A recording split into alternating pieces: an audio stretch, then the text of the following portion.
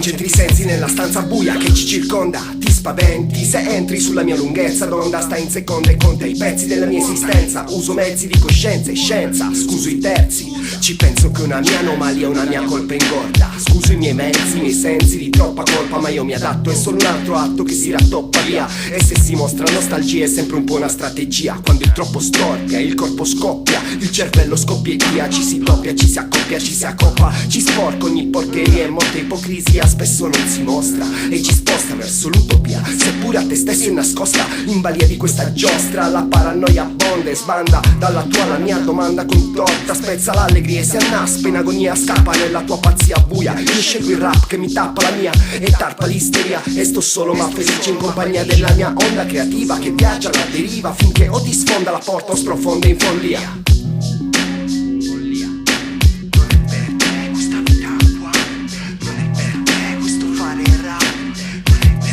Questa vita qua non è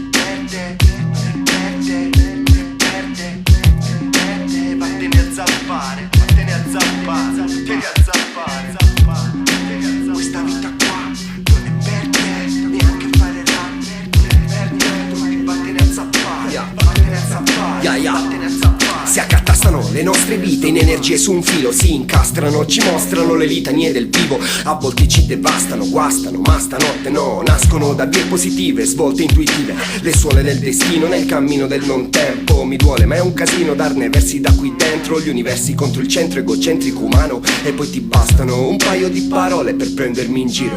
Io sospiro sugli eccessi, mi vivo a pieno cuore il dolore, l'amore, i successi e il declino. La persona, il periodo, il passo successivo. Urge ciò di cui sono privo, vi sfugge ciò in cui sono primo. Mi strugge il suggestivo, sì ma nulla mi distrugge. Mi punge solo un po' buttare i miei diversi me verso chi non suggerivo. E quando me ne andavo non fuggivo, e se ingerivo i tuoi complessi poi non digerivo. I miei testi sono digestivo, io vivo di questi di piccoli gesti. I miei vincoli non li gestivo, infatti mi masticano. Ma non confondo amore col calore estivo, affettivo, emotivo. Sono questi i tuoi pericoli, ti castrano i tuoi stessi amplessi. I tuoi ridicoli problemi messi addosso ad altri sono il tuo iter interno, il tuo interrogativo ormai arrugginito. Aggiungi che rimugini in attrito alle tue facce. Mio nemico ambiguo, mi agolava e ruggivo per gocce di pulito che percepivo. Tu ti getti da soggetti, io stesso aggettivo oggettivo, perciò ragiono fuori dal percettivo per certi versi, per certi versi.